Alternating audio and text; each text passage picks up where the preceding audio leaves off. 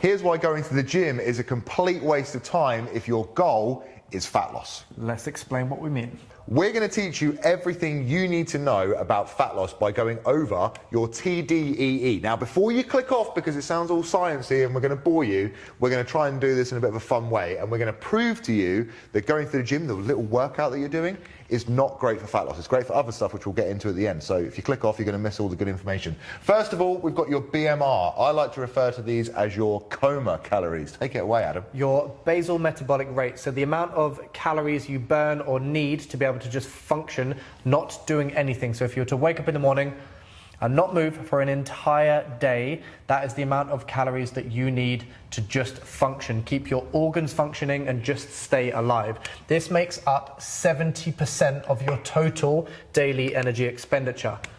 That's just keeping you alive. So think, if you're in a coma, all the little functions that you need, beating your heart, lungs, all that good stuff, 70%, okay?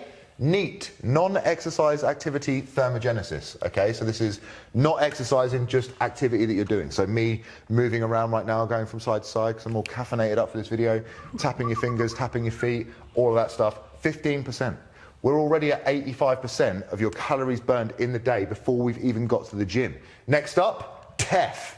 So thermic effect of food or thermic effect of feeding. So this is the amount of energy we need to digest the food that we eat. This makes up a smaller percentage of the amount of calories, but it still counts. So the more food you eat, the more energy required to digest.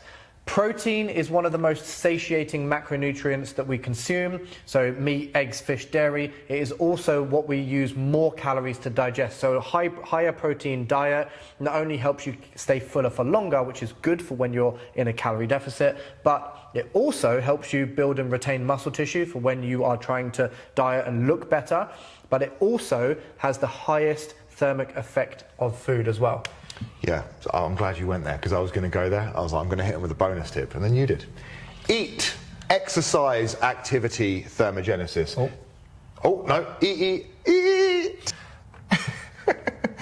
EAT, exercise activity thermogenesis, so the amount of calories that you burn in your workout, 5%. So as you can Not see, worth it, is it? It's the smallest amount. So if you're burning, 2,500 calories a day, 125 calories. Oh, he said 250. That would have been really bad.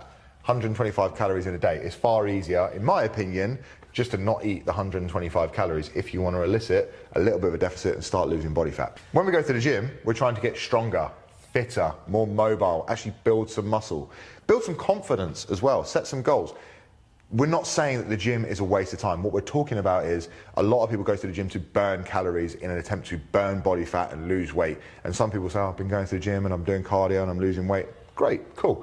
But it doesn't happen without all the other stuff being in order, so to speak. So don't look at the gym, strength training, as the sole method for you to lose body fat. That should mainly come from your nutrition. So there would typically be some common mistakes that people make when trying to calculate their calories, and some people often go too low too early. What would you say to those people, and why are they making a mistake when they are setting their calories too low?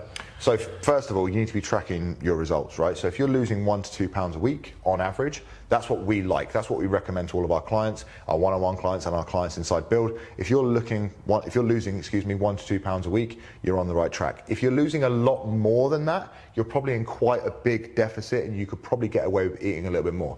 If your food focus is extremely high, I'm not talking about, oh yeah, I kind of fancy some chocolate. I'm talking about every waking thought is all about food, where your next meal is coming from, how hungry you are, everything like that. If you're actually getting severe hunger in terms of like your stomach growling, energy levels are low, you find yourself leaning a lot more, sitting a lot more, activity levels are going down, it's probably a sign that your calorie deficit is too large, okay?